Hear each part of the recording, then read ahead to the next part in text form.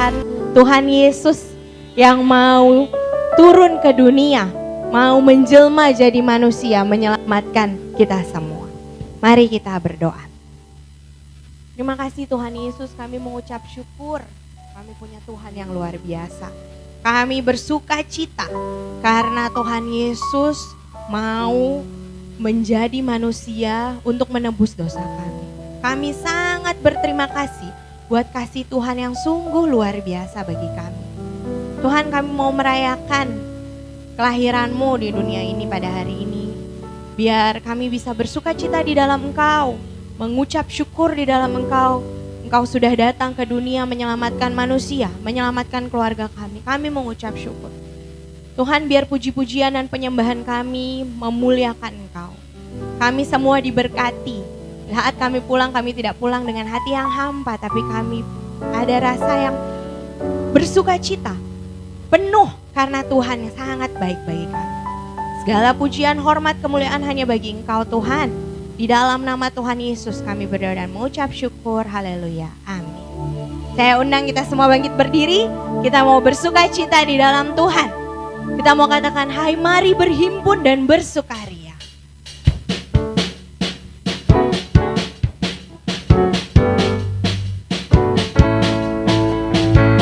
Ayo kita tepuk tangan.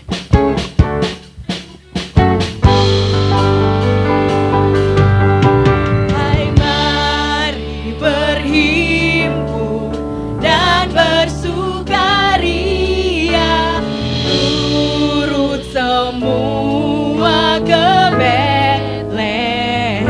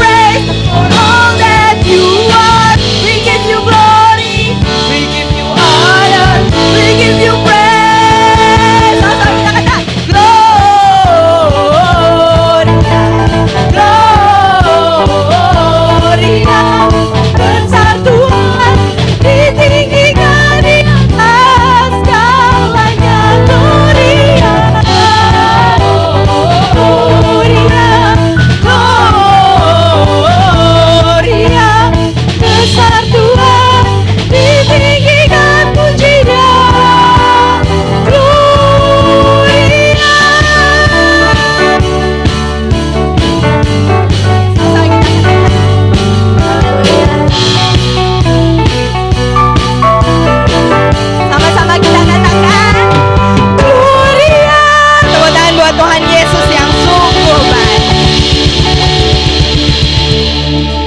Silakan duduk saudara-saudara. Saat ini kita akan mendengarkan persembahan pujian. Sebelumnya akan diperkenalkan oleh Ibu Gembala, saya persilakan. Shalom saudaraku, kita akan mendengarkan pujian bagi Tuhan dari saudara kita Mutiara. Dia orang yang diberkati Tuhan dengan suara yang baik. Dia tunanetra tapi dia kuliah loh, bersama-sama dengan saya secara online di Jeffrey. Betul ya Mutiara ya? Dan selalu aktif, cukup banyak bertanya. Jadi buat kita semua, kiranya ini memotivasi kita lakukan yang terbaik. Jangan banyak mengeluh, karena Tuhan tahu dan masing-masing kita dipercayakan Tuhan. Mari kita lakukan apa yang Tuhan beri, talenta yang Tuhan percayakan kepada kita guna hormat kemuliaan nama Tuhan. Amin. Saya akan bawakan pujian berikut untuk kita semua.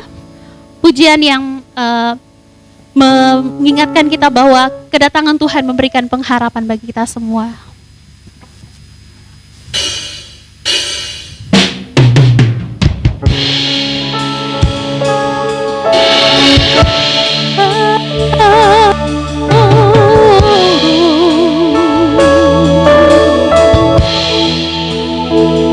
Dalam terang yang ilahi,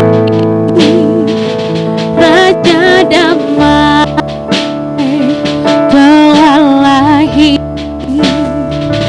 Gelap rencananya di dalam dunia.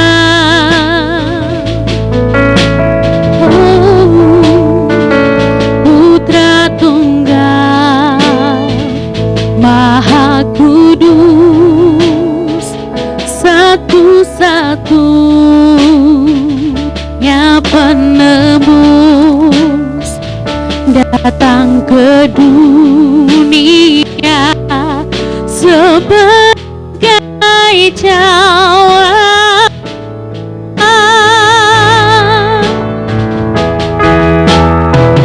Juru selamat dunia, Kristus Tuhan, Dia firman yang jadi manusia,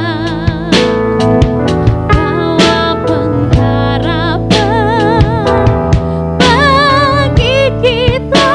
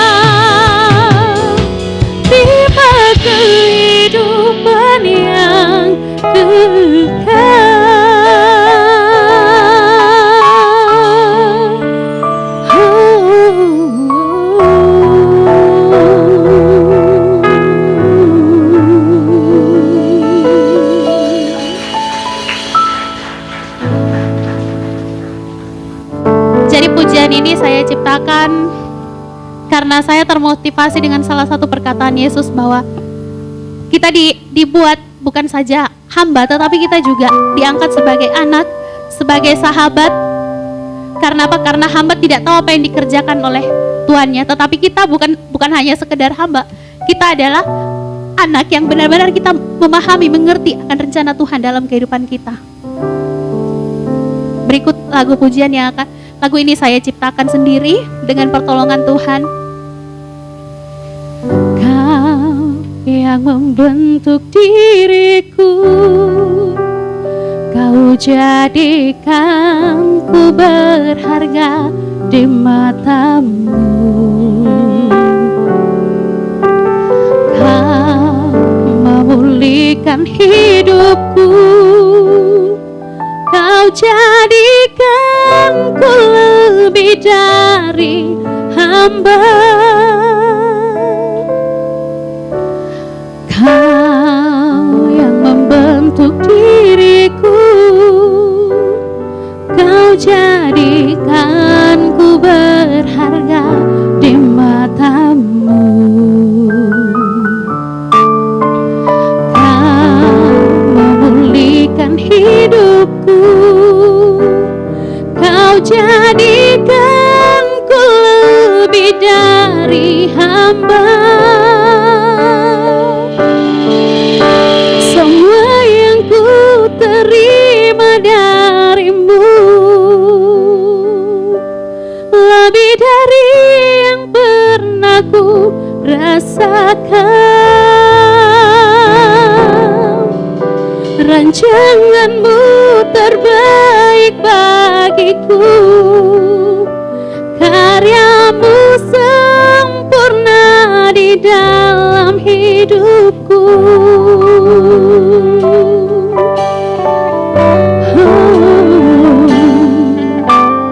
Kau yang membentuk diriku, Kau jadikanku berharga di matamu. Kau memulihkan hidupku, Kau jadikanku lebih dari hamba. Semua yang ku terima darimu lebih dari yang pernah ku rasakan. Rancanganmu terbaik bagiku, karyamu sempurna di dalam hidupku.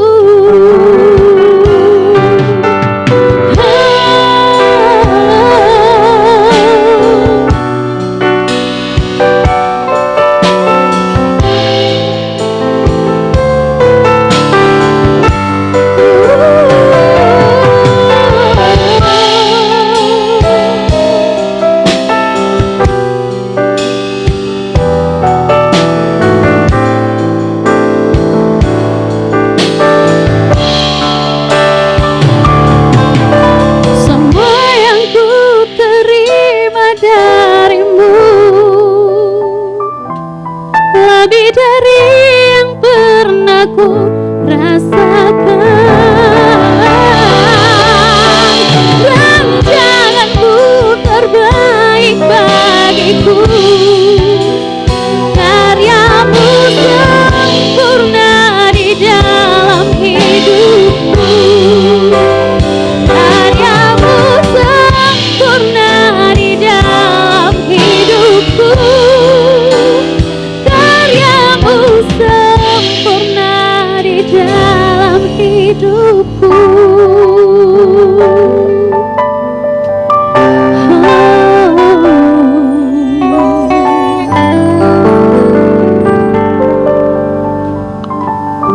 Terima kasih, Tuhan berkati kita semua. Kami memuji Tuhan, kami bersyukur, kami berterima kasih Bapak Ebenezer. Sampai hari ini Tuhan menyertai dan menolong kami. Terima kasih Tuhan, terima kasih.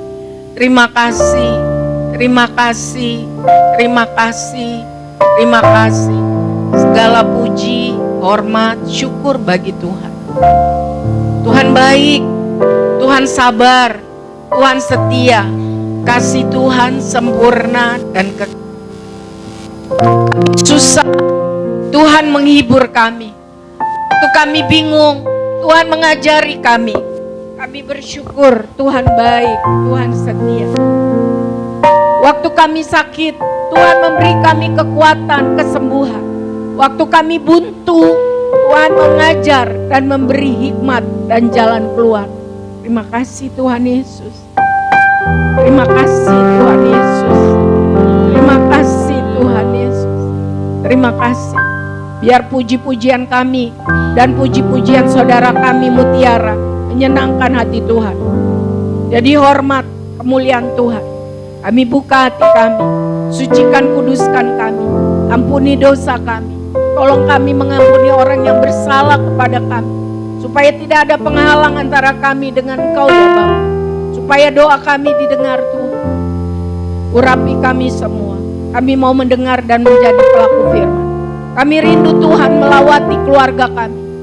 Kami rindu Tuhan menyelamatkan keluarga besar kami. Terima kasih Tuhan. Di dalam nama Tuhan Yesus kami berdoa. Amin. Shalom. Selamat sore saudara-saudara.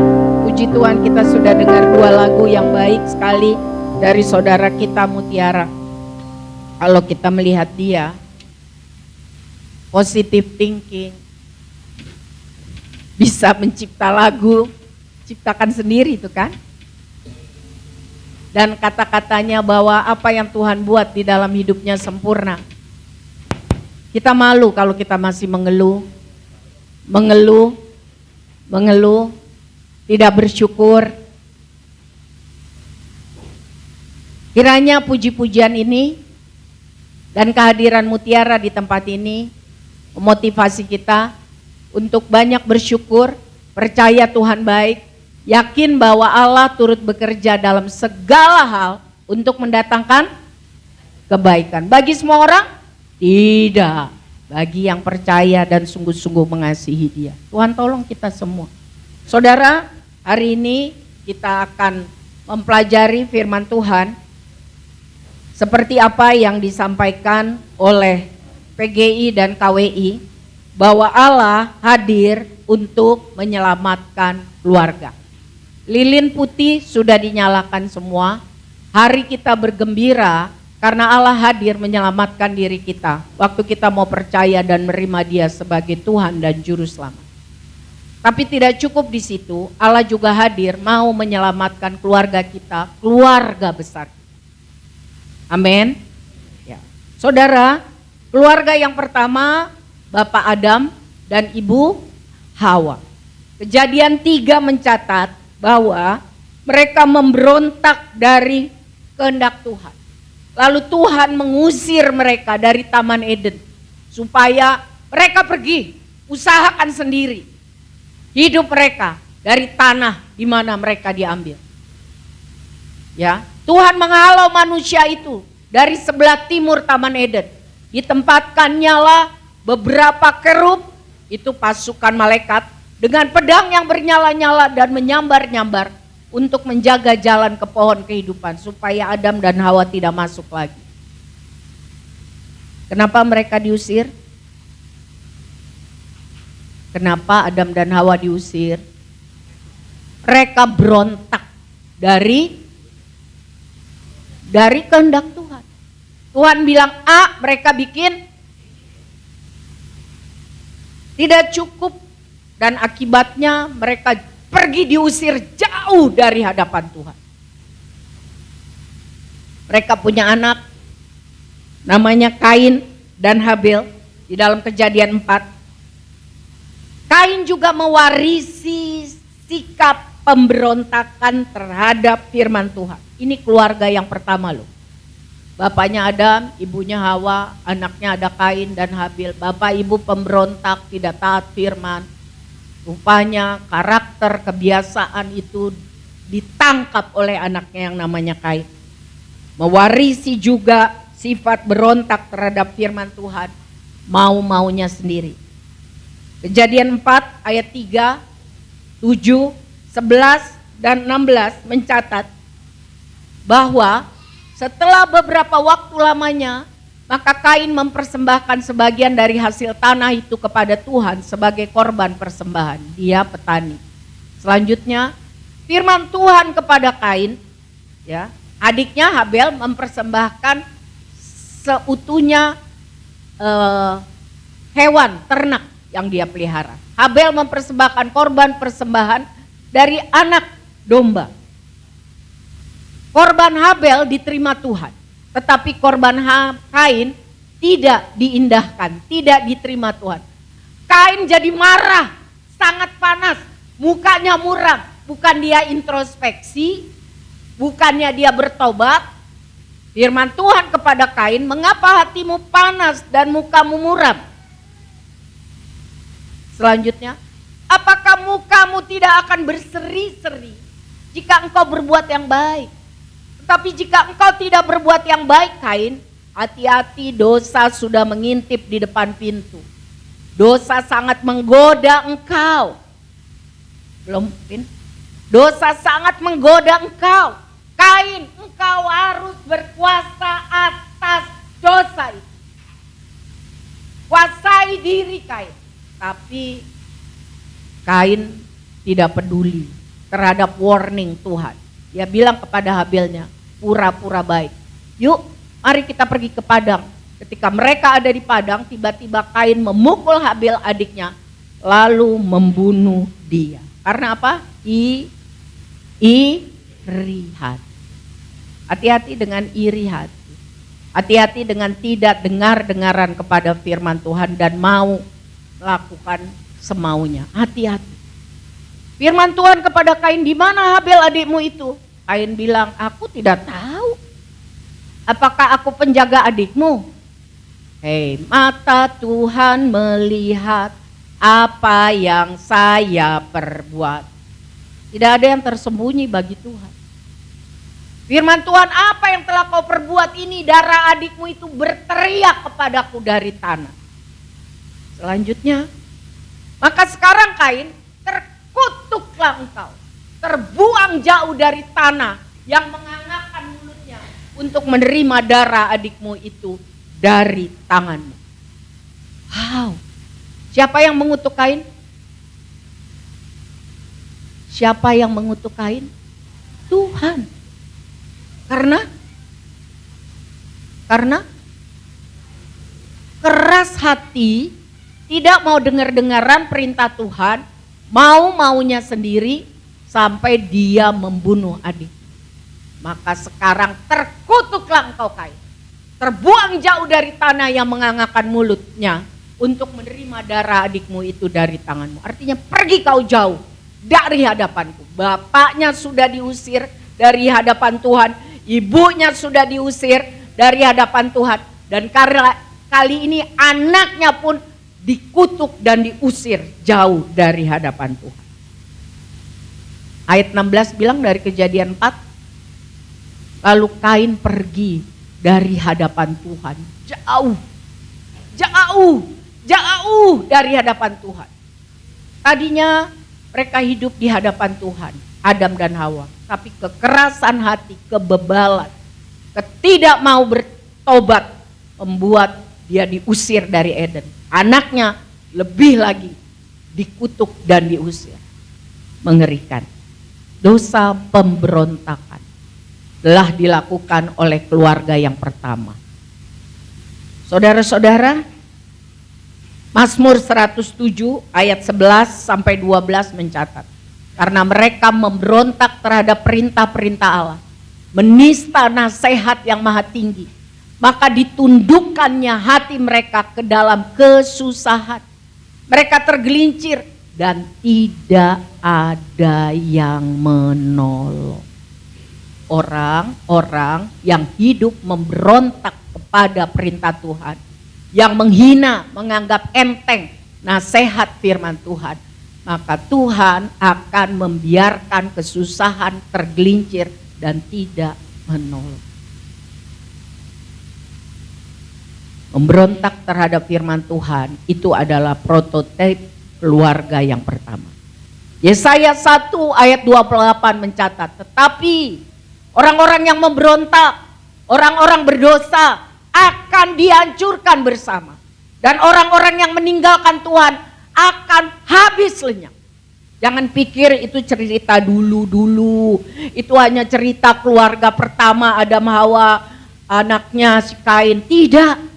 2 Timotius 3 ayat 1 sampai 5 mengingatkan saya dan kiranya kita semua.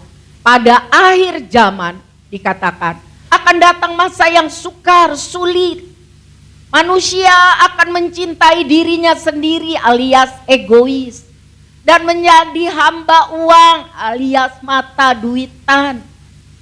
Mereka akan membual, menyombongkan diri, akan menjadi pemfitnah, akan berontak terhadap orang tua, tidak tahu berterima kasih, tidak peduli agama. Agama hanya casing, ibadah hanya casing, pelayanan hanya casing. Sebab tidak tahu mengasihi Tuhan, tidak tahu mengasihi sesama, tidak mau berdamai, suka jelekin orang, tidak dapat mengekang diri, hawa nafsu, garang, tidak suka yang baik. Ini Alkitab yang bilang, ini kejadian manusia akhir zaman, suka berkhianat, artinya tidak setia terhadap Tuhan, tidak setia terhadap sesama, tidak setia kepada pasangan yang sudah dikuduskan, didoakan, dijanji di depan Tuhan dan manusia. Menganggap gampang, biasa, semua orang juga buat begitu.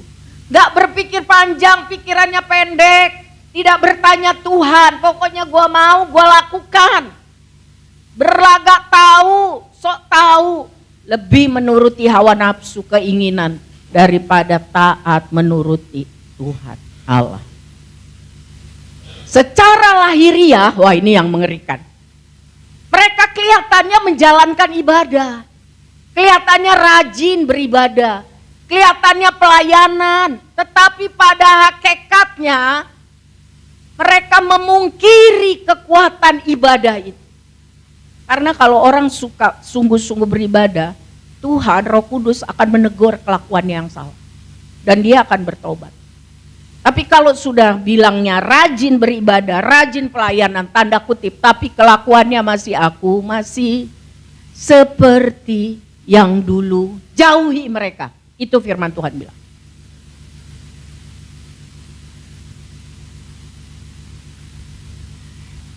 Ini masih terjadi. Dan firman Tuhan katakan tambah akhir zaman, tambah terjadi. Intinya hidup memberontak terhadap firman Tuhan, terhadap Allah. Hidup mau-maunya aja. Sekarang kita bandingkan dengan keluarga yang kedua. Sangat kontradiktif. Tercatat di dalam Matius 1 ayat 18 sampai 25. Kelahiran Yesus Kristus adalah seperti berikut. Pada waktu Maria, ibunya bertunangan dengan Yusuf, ternyata Maria mengandung dari Roh Kudus sebelum mereka hidup sebagai suami istri. Karena Yusuf suaminya seorang yang tulus hati, dan tidak mau mencemarkan nama istrinya di muka umum, ia bermaksud menceraikannya dengan diam-diam. Tetapi ketika Yusuf mempertimbangkan maksudnya itu, malaikat Tuhan nampak kepadanya dalam mimpi dan berkata, Yusuf, anak Daud, keturunan Daud, janganlah engkau takut mengambil Maria sebagai istrimu, sebab anak yang di dalam kandungannya adalah dari Roh Kudus. Ia, si Maria, akan melahirkan anak laki-laki dan engkau akan menamakan dia Yesus. Karena dialah yang akan menyelamatkan umatnya dari dosa mereka. Hal itu terjadi supaya genaplah yang difirmankan Tuhan oleh Nabi. Sesungguhnya anak darah itu akan mengandung dan melahirkan seorang anak laki-laki, dan mereka akan menamakan dia Immanuel, yang berarti Allah menyertai kita. Sesudah bangun dari tidurnya, Yusuf berbuat seperti yang diperintahkan malaikat Tuhan itu kepadanya. Ulang, sesudah bangun dari tidurnya, Yusuf berbuat seperti yang diperintahkan malaikat Tuhan itu kepadanya. Ia mengambil Maria sebagai istrinya, tetapi tidak bersetubuh dengan dia sampai ia melahirkan anaknya laki-laki, dan Yusuf menamakan dia Yesus. Apa persamaan Yusuf dengan Adam? Iya betul Mutiara, sama-sama laki-laki. Apalagi?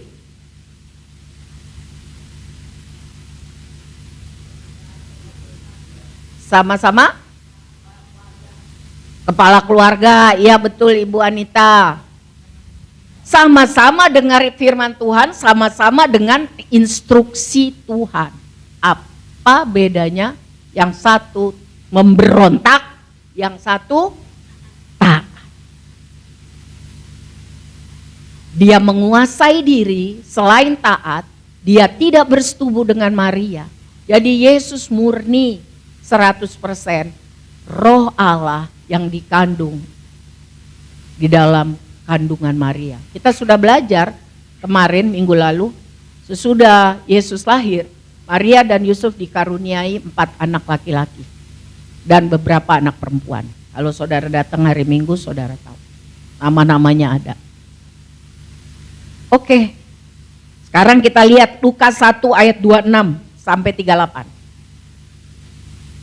Dalam bulan yang ke-6, Allah menyuruh malaikat Gabriel pergi ke sebuah kota di Galilea bernama Nazaret, kepada seorang perawan yang bertunangan dengan seorang bernama Yusuf dari keluarga Daud. Nama perawan itu Maria. Ketika malaikat itu masuk ke rumah Maria, ia berkata, "Salam, hai engkau yang dikaruniai, Tuhan menyertai engkau." Maria terkejut mendengar perkataan itu, lalu bertanya di dalam hatinya, "Apakah arti salam itu? Kok aku dikaruniai Tuhan? Kok aku diberkati Tuhan?" Kata malaikat itu kepadanya, "Jangan takut hai Maria, sebab engkau beroleh kasih karunia di hadapan Allah. Sesungguhnya engkau akan mengandung dan akan melahirkan seorang anak laki-laki, dan hendaklah engkau menamai dia Yesus. Ia akan menjadi besar dan akan disebut anak Allah yang maha tinggi. Dan Tuhan Allah akan mengaruniakan kepadanya tahta Daud, bapa leluhurnya. Dan ia akan menjadi raja atas kaum keturunan Yakub sampai selama-lamanya, dan kerajaannya tidak akan berkesudahan." Kata Maria kepada malaikat itu, "Bagaimana hal itu mungkin terjadi? Karena aku belum bersuami." Jawab malaikat itu kepadanya, "Roh Kudus akan turun atasmu, dan kuasa Allah yang maha tinggi akan menaungi engkau. Sebab itu anak yang akan kau lahirkan itu akan disebut Kudus, anak Allah. Dan sesungguhnya Elisabet, sanakmu, saudaramu itu yang udah tua, yang katanya tidak bisa mengandung, ia pun sedang mengandung. Mujizat seorang anak laki-laki pada hari tuanya." Siapa nama anak Elisabet? Yohanes Pembaptis. "Dan inilah bulan yang ke-6 bagi dia yang disebut mandul itu." Mandul. Sebab bagi Allah tidak ada yang mustahil. Kata Maria, ini keren. Yuk sama-sama kita baca. "Sesungguhnya aku ini adalah hamba Tuhan. Jadilah padaku menurut perkataanmu itu." Lalu malaikat itu meninggalkan dia. Apa bedanya Maria dan Hawa? Ya, bisa kan? Mutiara, yang lain kok gak bisa jawab atau pemalu? Oke, yang satu suka berontak, banyak alasan, meragukan kehendak Tuhan. Waktu iblis bilang, Kan Tuhan bilang kan semua buah di kebun ini nggak boleh dimakan ya. Enggak, bukan, hanya ini yang nggak boleh dimakan, yang lain boleh. Kenapa nggak boleh dimakan? Nggak mungkin, bukan begitu maksud Tuhan. Wah, meragukan kehendak Tuhan, meragukan firman Tuhan. Maria, dia bilang apa? Aku ini sesungguhnya hamba Tuhan. Jadilah padaku menurut perkataanmu itu. Jadi padaku kehendak Tuhan. Resikonya banyak. Dia bisa dibunuh, dilempari batu sampai mati.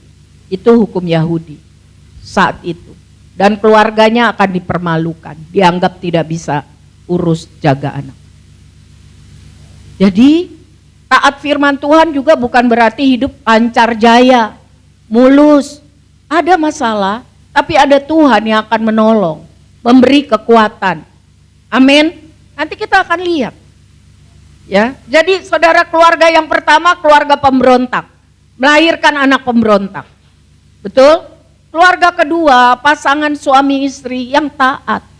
Saya menghimbau untuk saudara-saudara saya, anak-anak saya yang belum berumah tangga, buka mata, buka telinga, cari informasi, doa sungguh-sungguh, doa sungguh-sungguh. Biarlah kiranya pasanganmu dan kamu sendiri adalah orang-orang yang taat kepada Tuhan. Jangan asal-asalan, jangan kebelet, nanti nyesel.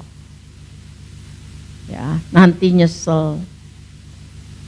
Salah potong rambut, nyesel sebulan.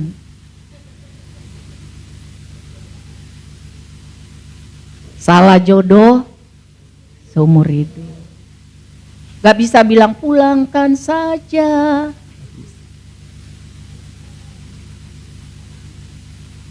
Lihat, Maria dan Yusuf dua-duanya taat. Masalahnya banyak. Resikonya berat. Tapi karena sama-sama punya hati yang taat kepada Tuhan, mencintai Tuhan lebih daripada mencintai diri sendiri, punya kerinduan yang sama menggenapi rencana Tuhan, maka kita tahu mereka menjadi contoh di mana Allah hadir di dalam keluarga ini. Allah pakai keluarga ini menjadi berkat bagi banyak orang. Jadi contoh teladan, harus hidup taat. Sekarang kita buka 1 Raja-Raja 11 ayat 38. Dan jika engkau mendengarkan segala yang kuperintahkan kepadamu dan hidup menurut jalan yang kutunjukkan dan melakukan apa yang benar di mataku dengan tetap mengikuti segala ketetapan dan perintahku seperti yang telah dilakukan oleh hambaku Daud, maka aku akan menyertai engkau dan aku akan membangunkan bagimu suatu keluarga yang teguh seperti yang kubangunkan bagi Daud, dan aku akan memberikan orang Israel kepadamu. Firman Tuhan ini mengajarkan janji Tuhan, kalau saya, saudara, taat, dengar-dengaran kepada firman Tuhan, melakukan apa yang Tuhan suruh, maka mengikuti segala perintah Tuhan, maka Tuhan akan menyertai. Immanuel, tidak diusir dari jauh dari Tuhan, tidak dikutuk Tuhan. Immanuel, artinya ada masalah tapi ada jalan keluar. Daud pernah dosa, pernah salah? Pernah, tapi cepat bertobat dan berubah. Itu poinnya. Cepat bertobat dan berubah. Bukan tomat, habis tobat kumat, bukan. Tobat benar, tidak lakukan lagi. Maka Tuhan katakan, aku akan menyertai engkau. Kalau Tuhan menyertai kehidupan seseorang, kalau Tuhan menyertai keluarga, Masalah ada? Banyak. Tapi pasti ada kekuatan dari Tuhan. Ada jalan keluar dari Tuhan. Dan Roma 8 ayat 28 bilang, Tuhan turut bekerja untuk mendatangkan kebaikan bagi orang, bagi keluarga yang hidup mengasihi Tuhan, yang berjalan sesuai rencana Tuhan. Amin. Sebab itu mari pastikan, apakah kita sungguh-sungguh tiap hari mau dengar-dengaran firman Tuhan, mau melakukan firman Tuhan. Gereja sudah memfasilitasi, ada pendalaman Alkitab Clearsight, ditayangkan setiap hari. Dari Kejadian sampai Wahyu per pasal diterangkan. Kali ini, tahun ini mungkin sudah yang 4 kali bolak-balik.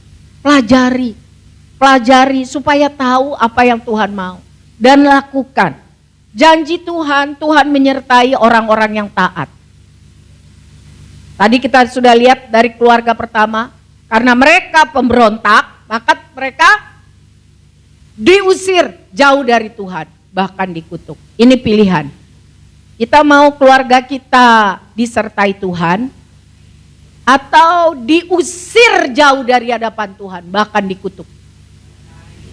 Apa caranya supaya keluarga kita disertai Tuhan, diselamatkan? Kita lihat dalam Kisah Para Rasul 16 ayat 30, 31 dan 32.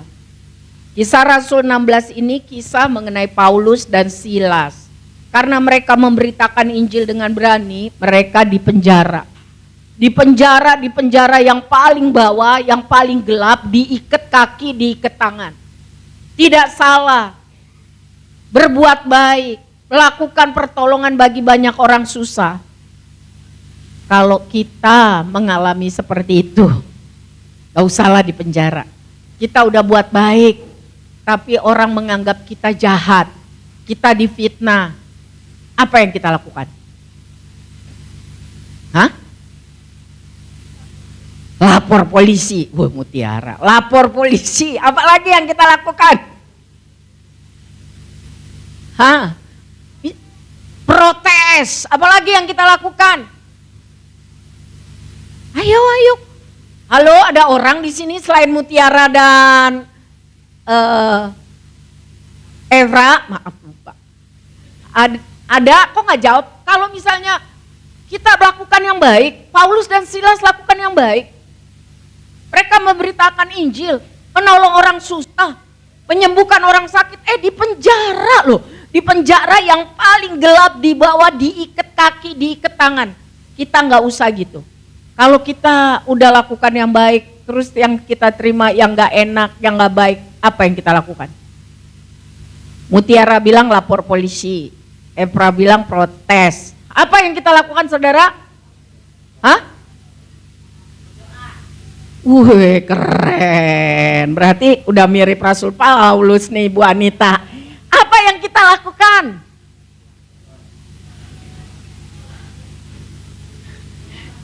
Hah? Apa yang kita lakukan? Ajak berantem, apalagi? Marah-marah, apalagi? Hah? Kesel, ngeluh, ngomel, nangis. Betul? Tapi Paulus dan Silas, saudara baca di Kisah Para Rasul 16. Mereka menyanyi, memuji Tuhan, berdoa. Dan itu didengar oleh para tahanan. Dan didengar oleh sorga. Lalu Tuhan buat mujizat, terjadi gempa, maka semua penjara itu terbuka. Orang bebas untuk lari kabur. Tetapi Paulus dan Silas menenangkan para tahanan dan bilang tenang-tenang, jangan ada yang kabur. Kepala penjara takut. Konsekuensinya dia akan dipecat paling rendah atau dibunuh, dianggap kong kali kong. Waktu dia mau bunuh diri karena dia pikir tahanan yang paling berat Paulus dan Silas ini kabur, Paulus bilang, jangan, kami masih ada di sini. Kaget, karena gak dibawa, gak masuk akal, di luar nalar. Ada kesempatan kabur kok gak kabur, betul ya? Ada kesempatan ngomel, ngeluh, nangis, Kok malah memuji Tuhan, berdoa? Lalu kepala penjara itu langsung bertanya, Tuhan, apa yang harus aku perbuat supaya aku selamat? Dengar saudara. Kepala penjara itu tanya, bagaimana caranya supaya aku selamat? Karena dia tahu sebentar lagi dia akan mati. Dia nggak tahu abis dia mati dia kemana. Gelap. Di dunia dia jadi kepala penjara, tapi sesudah mati kan dia nggak tahu. Di dunia dia punya jabatan, tapi sesudah mati dia nggak tahu. Maka jawab Paulus dan Silas, percayalah kepada Tuhan Yesus Kristus, dan engkau akan selamat, engkau dan seisi rumah. Percaya kepada Tuhan Yesus, karena hanya Tuhan Yesus jalan, kebenaran, dan hidup. Tidak ada jalan lain untuk masuk ke sorga kecuali menerima anugerah Tuhan Yesus. Kita semua orang pemberontak loh saudara. Siapa di sini menganggap selalu taat firman? Siapa di sini ngaku sering melawan apa yang Tuhan mau? Saya juga. Paling enggak entar artinya kan enggak nurut. Betul? Misalnya anak ibu, Niko, entar, ya artinya kan gak nurut, ya kan? Kita semua kan suka begitu, betul? Tapi Yesus sudah lahir, mati, dan bangkit untuk menghapus dosa pemberontakan kita. Sebab itu dikatakan di ayat 32, Paulus bilang, lalu mereka memberitakan firman Tuhan kepadanya, dan kepada semua orang yang ada di rumahnya. Artinya saudara, saya baca dalam terjemahan sehari-hari bahasa Indonesia, ada? Bisa? Bisa? Ya. Lalu jawab mereka, percayalah kepada Tuhan Kristus Yesus, maka kamu akan diselamatkan. Ajaklah juga semua orang di rumahmu untuk percaya. Ajak, bukan paksa, ajak. Tahu ajak, beda kan ajak sama paksa? Kalau ngajak gimana? Yuk, diberantemin atau dibaikin? Kalau kita mau keluarga kita, keluarga besar kita percaya kepada Tuhan Yesus, apa yang harus dilakukan? Ajak, buat yang baik. Semua orang di rumahmu, ajaklah juga semua orang di rumahmu untuk percaya. Malam itu juga kepala penjara itu membawa Paulus dan Silas ke rumahnya, membersihkan luka-luka mereka, memberi mereka makan, lalu menyampaikan kabar baik, Injil tentang Yesus kepada semua yang ada tinggal di rumahnya. Jadi Injil harus disampaikan. Buat baik, sampaikan Injil. Jangan stop hanya buat baik.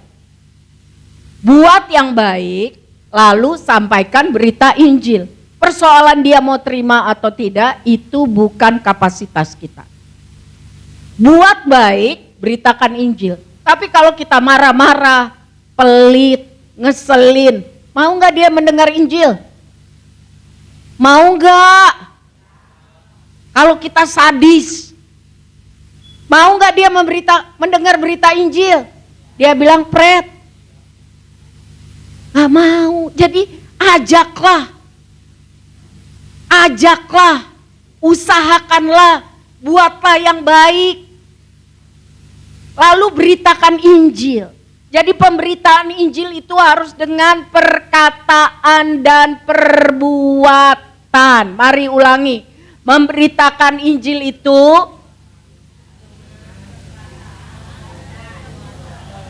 sekali lagi, memberitakan Injil itu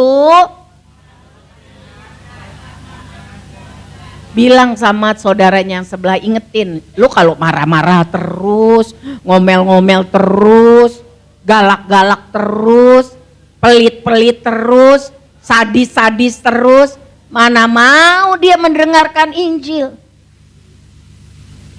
Memberitakan Injil itu harus dengan perkataan dan Ada keluarga kita yang belum percaya kepada Tuhan Yesus? Ada, Matiara bilang banyak. Apa yang harus kita lakukan supaya Tuhan hadir menyelamatkan keluarga kita? Ajak. Apa? Ajak. Bagaimana caranya? Buat yang baik. Lalu sampaikan berita Injil. Jadi berita Injil harus disampaikan dengan perkataan dan Oke, saya kasih contoh. Saya kenal dulu ada pendeta namanya Ridwan Huta Barat, Richard Huta Barat. Sebelum dia percaya kepada Tuhan dengan sungguh-sungguh, dia sudah Kristen karena dilahirkan dalam keluarga Kristen. Dia punya saudara-saudara semua laki, dia anak bungsu kalau saya nggak salah. Tugas dia di rumah nyapu ngepel. Jadi sesudah dia rajin beribadah, menerima Yesus, hidupnya diubahkan. Yang ngetes dia dulu itu adalah abang-abangnya. Waktu dia nyapu, abang-abangnya bolak-balik. Waktu dia ngepel, abangnya tendang embernya. Kalau dulu dia maki-maki, ngomong kasar, berantem. Tetapi sesudah terima Yesus, dia bilang, Tuhan tolong saya tahu ini abang-abang saya ngetes. Jadi memberitakan Injil dengan perkataan dan perbuatan itu tidak mudah, saudara. Tuhan akan izinkan tes. Dan melalui tes itu, kita akan tahu kita tuh kualifikasinya apa. Masalah-masalah yang Tuhan izinkan itu pasti mendatangkan kebaikan. Kalau kita mau percaya dan berjalan seturut kehendak. Supaya kita naik kelas. Amin.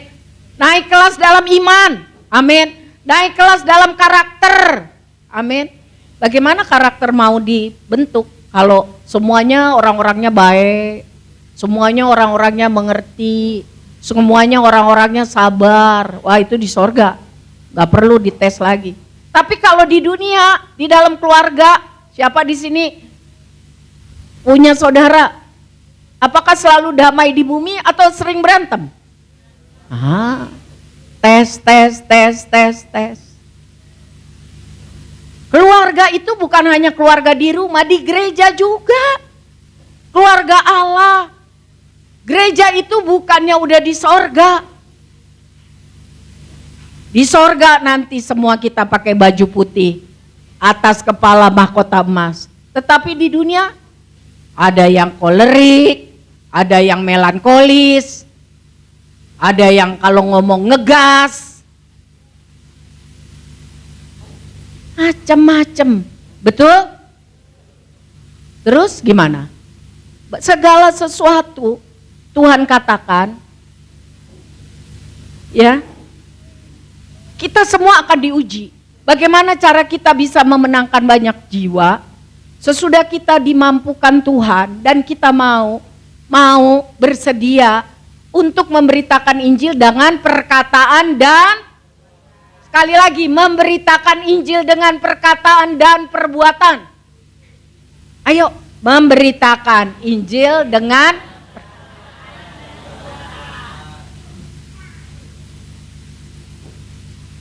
Saya punya contoh lagi. Kami punya saudara keluarga itu tidak mau ke gereja.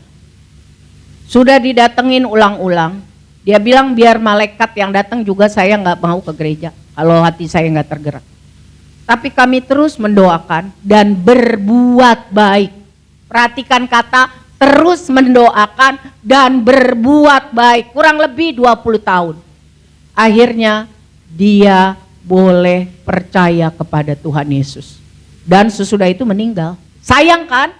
Coba gak lama-lama bertobat kerasin hati. Masih bisa melayani Tuhan. Masih bisa membawa jiwa banyak-banyak untuk Tuhan. Betul? Betul. Ada beda saudara, mahkota yang tersedia bagi orang yang sungguh-sungguh taat dan setia. Bahkan mengerikan, Yohanes 3 ayat 36 bilang, Kalau kamu cuma percaya kepada Yesus, tetapi tidak taat, murka Allah tetap. Tuh, percaya kepada Tuhan Yesus, beroleh hidup kekal, tetapi tidak taat kepada Tuhan Yesus, dia tidak akan melihat hidup yang kekal. Murka Allah tetap ada di atasnya. Jadi jangan main-main, jangan bilang, saya udah Kristen, saya mau hidup saya. Ini ayatnya. Ingat, Tuhan mau menyelamatkan keluarga kita, keluarga besar kita. Bagaimana caranya? Mari kita percaya kepada Tuhan Yesus. Ajak saudara kita, keluarga kita, jadi berkat dengan perkataan dan perbuatan. Hidup ini adalah kesaksian. Hidup ini adalah kesaksian. Lakukan tugas kita jadi saksi Kristus dengan perkataan dan perbuatan. Kalau kita sudah menyerahkan diri kita untuk jadi saksi Kristus dengan perkataan dan perbuatan, lalu banyak masalah, banyak persoalan, pegang erat Tuhan. Tambah kuat dengan Tuhan, tambah kuat dengan Tuhan. Pada waktunya Tuhan akan ada mujizat. Kami doa 20 tahun, saya nggak tahu saudara, mungkin ada yang lebih atau kurang. Doakan sungguh-sungguh, supaya kita bersama-sama dengan keluarga kita, keluarga besar kita, boleh bersama-sama dengan Tuhan di sorga. Saudara mau nanti lihat saudaramu, keluargamu masuk neraka, kamu bodoh amat, mau? Apa yang harus kita lakukan? Doakan sungguh-sungguh dan buat yang baik. Oke, sebagai penutup, mari kita nyanyikan lagu, jadikan aku Tuhan, rumah doamu, agar seluruh keluargaku dapat datang menyembahmu. Mungkin suami saudara, mungkin saudara-saudara, mungkin istri, mungkin anak, mungkin keluarga besar, punya kerinduan untuk mereka boleh diselamatkan. Doakan dan ajak buat yang baik. Ingat ya, berteman, tolong, lalu sampaikan Injil. Jadi jangan stop hanya berbuat baik, sampaikan Injil, sampaikan Injil. Punya kerinduan. Jangan hanya stop doakan dan buat yang baik, sampaikan Injil, sampaikan Injil. Ku bawa hidupku sekarang ke tempat kudus-Mu Tuhan, di mezbah-Mu ku serahkan seluruh hidupku. Penuhi hatiku sekarang dengan urapan yang baru, agar aku lebih lagi mendengar. Saya undang, mari kita berdiri, bernyanyi dengan sungguh-sungguh sebagai doa kita. Jadikan aku Tuhan, rumah doamu, agar semua suku bangsa datang menyembah-Mu. Jadikan aku Tuhan, jadikan aku Tuhan, rumah doa, agar semua keluargaku, agar semua keluargaku datang menyembah-Mu. Biar musik dan singer saja yang bernyanyi dengan perlahan. Poin firman Tuhan sore hari ini, mari kita hidup taat firman Tuhan. Apa yang Tuhan suruh, itu yang kita lakukan. Jangan mau-maunya kita sendiri, nanti menyesal. Jauh dari hadapan Tuhan. Yang kedua, mari peduli, doakan, kasihi, ajak saudara kita, saudara jauh kita, keluarga kita, teman-teman kita yang belum percaya. Doakan, buat yang baik, sampaikan berita Injil bahwa hanya Yesus satu-satunya Tuhan dan Juru Selamat, supaya kalau mereka meninggal tidak ada darah yang menjerit dan katakan, aku belum pernah dengar Injil. Dia temanku, saudaraku tidak pernah cerita. Jadi biarlah melalui momen Natal ini kita tahu kalau Tuhan masih kasih kita hidup, kita harus memberitakan Injil dengan perkataan dan perbuatan. Untuk saudara-saudara yang belum menikah, sungguh-sungguh berdoa, minta Tuhan, minta hikmat untuk memilih pasangan yang sungguh-sungguh taat menggenapi kehendak Tuhan. Jadikan aku Tuhan rumah doa. Haleluya. Agar semua keluargaku datang